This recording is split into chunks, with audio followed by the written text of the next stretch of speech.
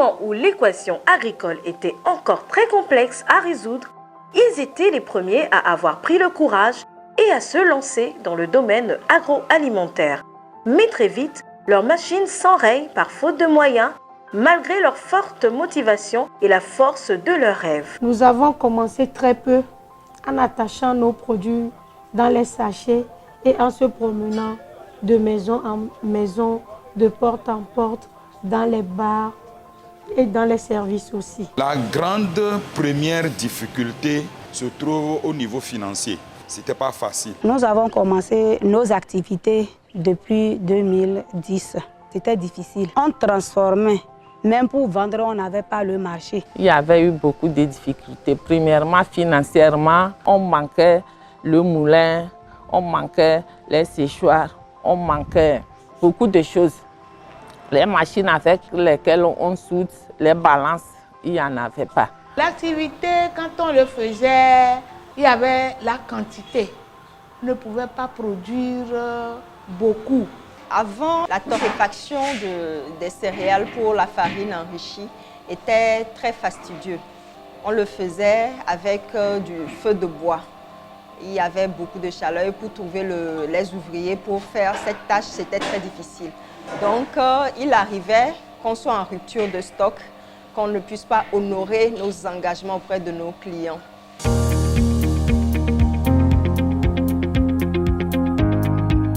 Pour soulager et booster ces vaillants entrepreneurs, le gouvernement togolais rentre en ligne de jeu avec des programmes et projets, dont le PASA, qui de 2011 à 2020 a permis aux entreprises errantes d'avoir de la stabilité, de développer de puissantes capacités entrepreneuriales et d'améliorer la qualité et le conditionnement de leurs produits. Avec l'appui du PASA, nous avons pu acquérir un torréfacteur semi-mécanique qui nous permet de pouvoir faire la torréfaction à tout moment et surtout nous a permis d'augmenter la capacité de production. Avant, on pouvait torréfier, je dirais, 100 kg pendant toute la journée. Maintenant, on torréfie 100 kg de céréales en 1 heure de temps, ce qui rend plus facile la tâche de torréfaction. Ça a aussi permis d'avoir une meilleure qualité de la farine parce qu'avant, il y avait beaucoup plus de céréales brûlées. Maintenant, tous ces problèmes sont réglés. Avant, c'était au bord de la route qu'on séchait le gombo sec. Donc maintenant, nous avons les séchoirs fournis par PASA. Nous avons notre moulin. Donc PASA nous a beaucoup aidés. Nous n'avons plus beaucoup de problèmes comme avant. On a eu beaucoup de formations, donc la qualité de nos produits est meilleure. C'est grâce au projet PASA que nous avons reçu un appui qui nous a énormément soulagés parce qu'il nous a permis d'obtenir les équipements qui nous permettent aujourd'hui de mettre sur le marché notre savon qui s'appelle le savon noir, le charmant, et un autre type de savon qui est le savon Dada. Nous avons été financés par le projet PASA. Donc ce financement nous a permis d'installer notre unité et de commencer la production. Le PASA m'a fait une subvention de 25 millions et ça a fait que le coût de la machine a chuté. Ça m'a beaucoup aidé à pouvoir évoluer sur ce point financier qui constitue ma grande difficulté. Quand on avait commencé, on faisait au moins 2 calebasses d'igname par mois ou bien 2 mois. Maintenant, nous pouvons faire jusqu'à 5, 6 calebasses d'igname. Donc maintenant, là, nous faisons beaucoup plus qu'avant. En 2013, on a commencé avec 100, 200 kilos par mois, ainsi de suite. Au jour d'aujourd'hui, on peut faire 1000 kilos dans le mois. Notre production avant PASA n'était que 500 kilos, voire 1 tonne par mois. Mais maintenant, nous arrivons jusqu'à 10, 15 tonnes par mois. Aujourd'hui, les produits transformés foisonnent.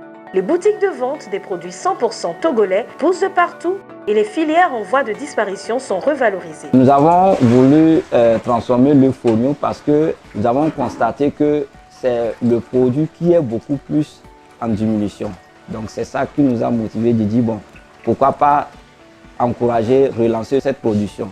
En le faisant aussi, c'est que nous aussi, ça nous crée de l'emploi. Tous les produits qu'on vend au marché, tous les savons viennent de l'extérieur. Donc nous aussi, on a voulu expérimenter notre connaissance en faisant ce savon. Nous utilisons la matière première comme les produits locaux pour produire ce savon. Donc nous avons le beurre de karité qui est en abondance chez nous, à Kanté.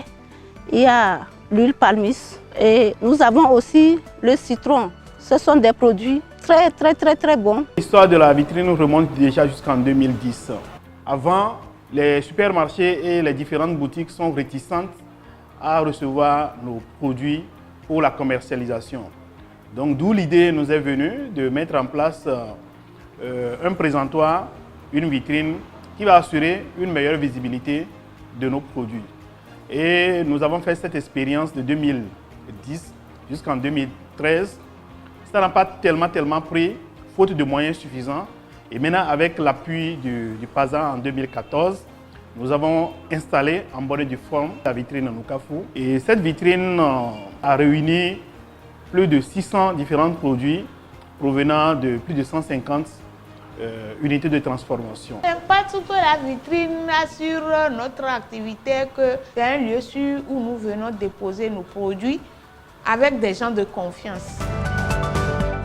Aujourd'hui, les freins et les préjugés qu'il y avait sont quasiment levés et les produits togolais gagnent graduellement et sûrement de la place sur les marchés nationaux et internationaux. 99,99% de notre production est destinée à l'extérieur. Nos produits sortent du pays pour aller à l'extérieur. Même nos farines arrivent à l'Italie également. Il y a les femmes, les boulangères organisées dans ce pays. De Lomé jusqu'à Saint-Cassé, nos farines sont partout. Actuellement, Socmel exporte vers les États-Unis, Maryland, Atlanta et en Europe, en Allemagne et en Belgique. Dans le futur, on espère exporter des conteneurs. Pour les entrepreneurs ainsi que pour tous les Togolais, c'est un honneur et une joie de sentir un tel progrès dans le domaine de la transformation agroalimentaire. C'est vrai, notre objectif au départ, c'était de valoriser le fonio. Mais actuellement, nous sommes très contents parce que la première année, nous avons certifié que 120 tonnes en 2019. Mais cette année, nous avons fait 500 tonnes. Donc ça veut dire qu'il y a vraiment une augmentation. Aujourd'hui, nous, en tant que producteurs, nous sommes fiers de cet effort que nous avons effectué, de cet engagement également de notre part, également de l'engagement de la part du projet et du gouvernement qui a permis que les produits Made in Togo commencent par être vendus, commencent par être consommés et commencent par être véritablement commercialisés au Togo. Boba, c'est le premier supermarché des produits locaux sur le territoire togolais. Quand je veux faire mes approvisionnements pour les réalisations de ma cuisine, j'y vais à Boba. Et la qualité aussi est bonne. Le consommer local est donc devenu un concept de fierté et d'affirmation adopté par tous grâce aux efforts croisés de différents ministères et acteurs. Il y a quelques années, l'engouement autour des produits locaux n'était pas ce qu'on constate aujourd'hui. Il y a beaucoup d'unités de transformation qui émergent et qui mettent sur le marché de nouveaux produits. C'est dû aussi au choix que le gouvernement a fait de promouvoir le secteur de la consommation des produits locaux. Et l'impact commence par se faire voir. Les achats des produits locaux se sont beaucoup améliorés. Nous avons senti un engouement de la part des entrepreneurs qui se dirigent aujourd'hui vers la transformation agroalimentaire. Nous sommes vraiment très contents de cet engouement et surtout de l'engouement de la part du gouvernement qui fait également de la consommation locale un credo pour l'atteinte des objectifs non seulement du PND, mais aussi de la feuille gouvernementale. Ces boutiques financées par le PASA sont donc devenues des modèles de réussite aux effets multiplicateurs qui inspire la création d'autres comme la boutique des produits locaux de la FAO, la boutique togolaise Manou et beaucoup d'autres. J'ai eu le déclic quand j'avais participé une année à la foire Togo 2000 qui était consacrée rien qu'aux produits togolais. C'était une foire made in Togo. Donc là, j'ai eu la chance de voir plusieurs produits et j'en avais payé. Et le jour au jour, je mûrissais l'idée et finalement, en 2019, je me suis lancée dans la production de Arwevia, la boisson de chez nous qui n'est pas frelatée. Et j'ai eu la vitrine en novembre 2019.